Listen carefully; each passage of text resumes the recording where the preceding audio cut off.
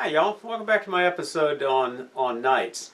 The knight, or the horse in the Staunton design, is generally one of the more complicated pieces in the chess set. Here's some different variations, and has a huge impact on the value of a chess set. My research indicates that the complexity of the detailing on the knight can count for as much as 25% of the value of the chess set.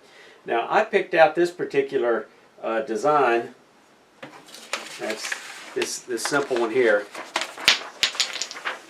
It's only wood. This one right here, and it was one of the factors in helping me pick out this particular simple design, because I knew I could handle cutting this thing and making it. Here's a prototype I did. See if you can see that on in making this piece. Some of you old Boy Scouts may remember wood carving neckerchief slides back in years past, and I did a lot of neckerchief slide carving. That was probably the last time I did any carving, so I didn't want to get into a really serious carving challenge such as the one shown in this picture right here, which shows incredible detail.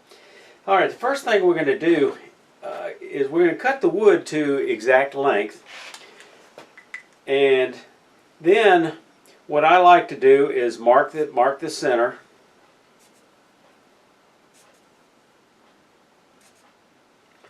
Use the hole punch, to mark the center. And then with that as the center, that's where we're going to drill the weighted bottom. Now ideally your wood should be quarter sawn. So in other words, the grain is going to be running in that, consistently in one direction.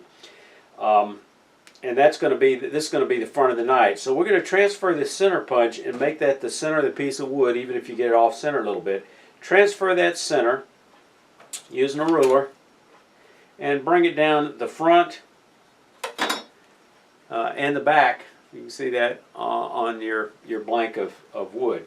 Then we're going to take this over to the drill press and drill the whole way. Now that I've marked the center, center punched it, transferred the line on each side of the wood, went ahead and drilled it. Next thing we're going to do is we're going to take our storyboard and trace out drawings, make our 4 drawings that we can cut out of the side view and the front view, and then we're going to fasten that onto our piece of wood. So it's important that we get that center line on our drawing, I don't know if you can see that, and glue it on the wood,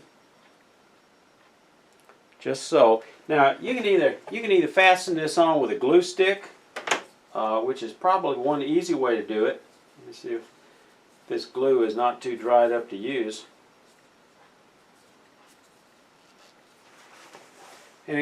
So here we are. We've got the templates wrapped around the block of wood, and if I didn't make it real clear, let me make it clear again.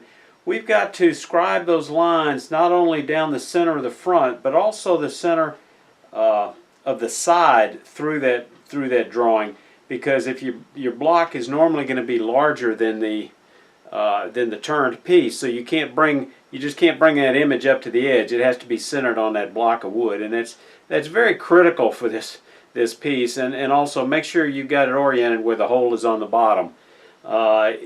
That can be screwed up. Don't ask me how I know this. So now we're going to go over to the scroll saw. Okay, now we're going to get ready to scroll saw. I've got my cuts marked. I'm not a scroll saw expert, so you might have better ways of doing it. If so, go for it.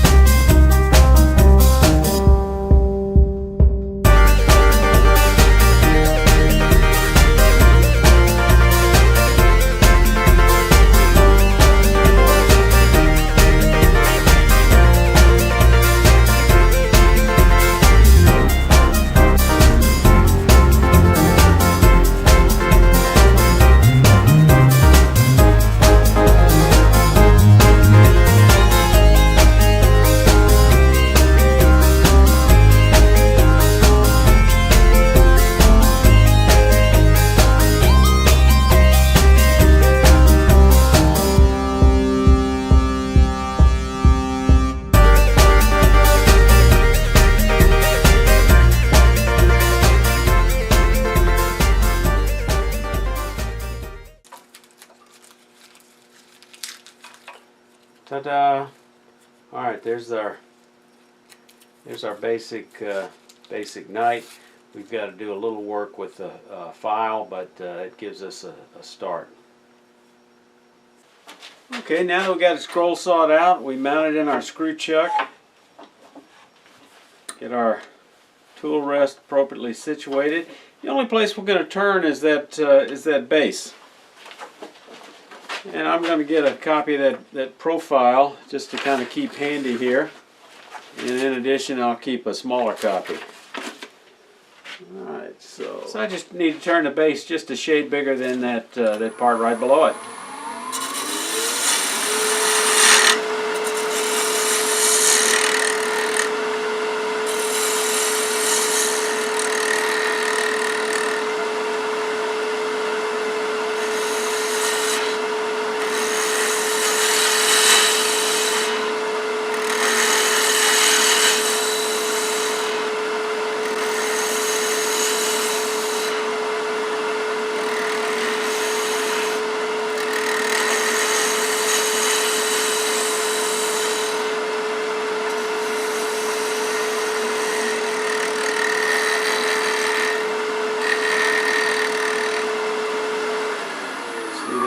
Changing that profile. It's rounding off there. Rounding off the front's not going to be a problem, so I'm going to go ahead and just keep cutting that out.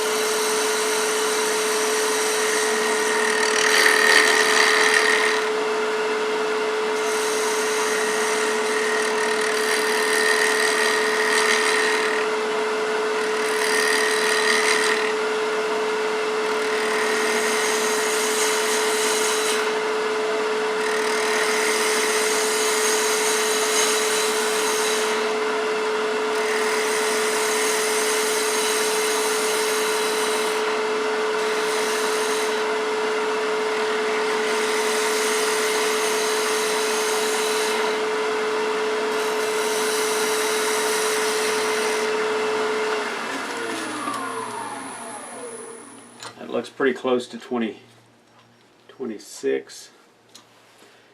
That's 27. Almost there. One more pass.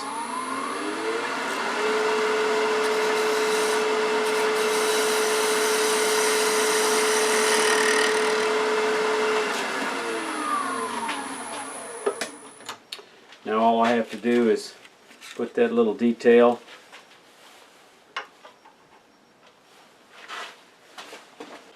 And I can tell my storyboard is flawed by not putting exactly what that dimension is from the bottom, so I'm just going to go ahead and just guesstimate it right there.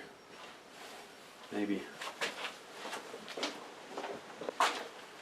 Okay, here's a rook and a pawn. I don't want any smaller than that, and these are pretty much identical, so I'm going to go with the rook, which is just a hair to the right.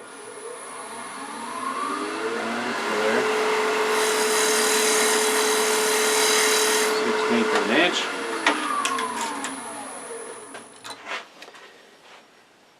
And now the rest of it is going to take a little bit more here. Little bows there. The rest of it's going to be sanding and finishing.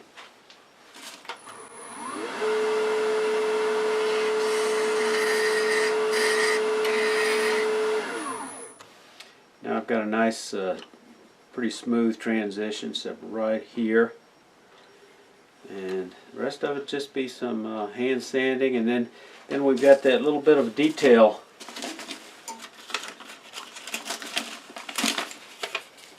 We've got a little notch that's right here,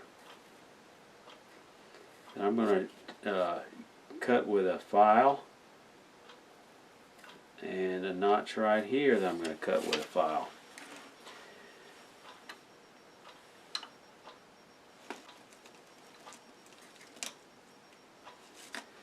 And we're going to sand that off on a belt sander, that little edge. And then the detail is going to be on the eye, and I'll show you that shortly after I finish sanding.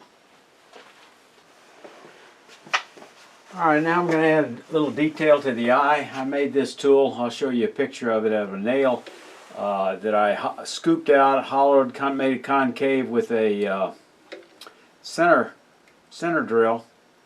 And we're just going to make an eyeball.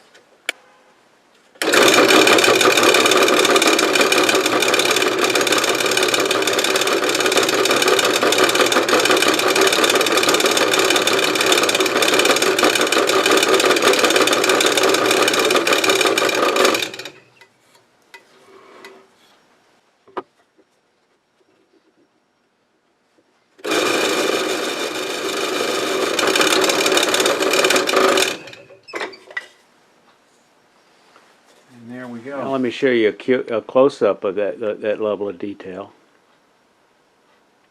And you can see there's a little bit of a crack there. I'm hoping the buffing will smooth that out a bit, but that's the challenge of drilling that small hole. I guess I'm going to have to be more careful. But that's the level of detail that I think may make a difference. Anyhow, thanks for watching. Stay tuned next week for the next episode, which will be on bishops. Till then, safe turning.